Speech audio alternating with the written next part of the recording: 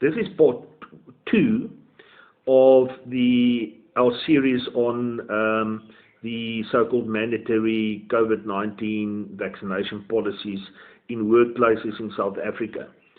Part 1 was about the introduction, and this part will basically give oversight of the infamous Consolidated Direction, which has given rise to this controversy.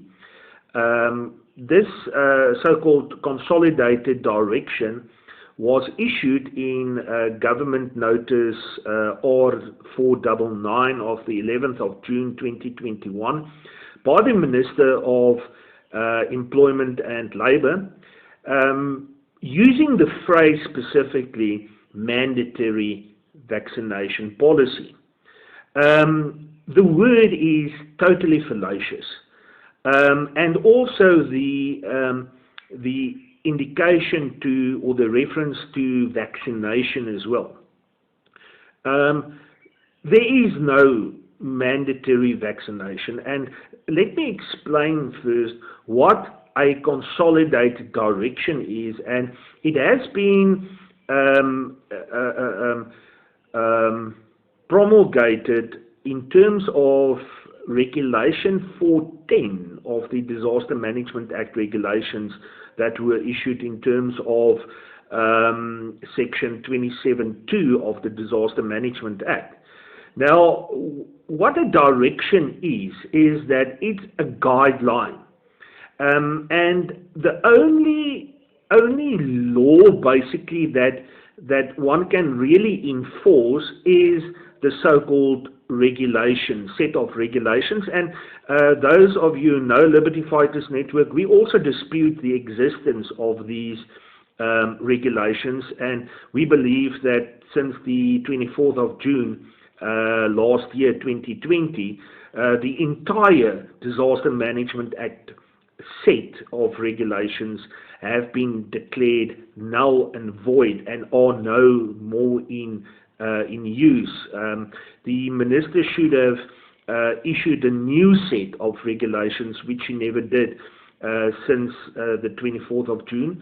And besides that, the Consolidated Direction is basically what it says. It's a guideline.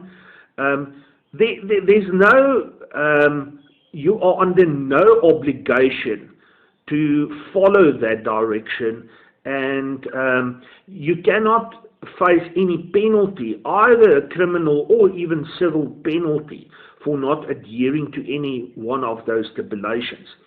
When you go to Section 36 of the Constitution, which is a limitation clause in the Constitution of South Africa, it refers to a law of general application. A guideline or direction is not a law of general application. A law of general application is basically up till delegated legislation, which is a regulation or a rule. A direction, which is basically just a set of guidelines how you should go about in implementing the so-called mandatory vaccination policy, is there just for to give you a guidance on how to go about.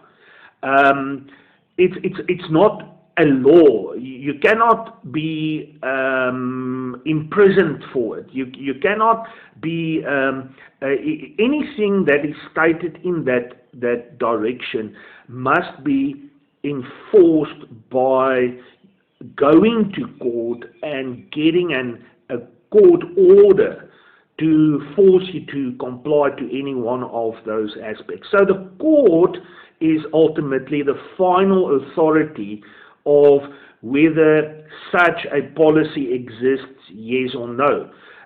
You are under no obligation to follow any of these policies issued, and Liberty Fighters Network have, as I will explain in further parts, have designed special templates which any employee who face these mandatory COVID-19 policies at the workplace can utilize. So the long and the short of this specific part is that when you also go to Annexure C of that Consolidated Direction, the Minister is clear that you must take, or the employer must take, your constitutional rights into consideration. The employer does not have any authority whatsoever to limit your own personal human rights. And the Minister have never given that authority in any event to the employer to do so. The employer has only been tasked to implement a vaccination policy, and then we also have the other aspect, which I will deal in other parts, whether this or the implementation of these so-called vaccination policies are not maybe premature, as we believe it is. And then the other thing is, obviously, the Minister never had the authority. If that was the idea, to give the Minister any authority to make these, it's not regulations, and it's not a law as such, then it's totally invalid, and you can just totally discard it.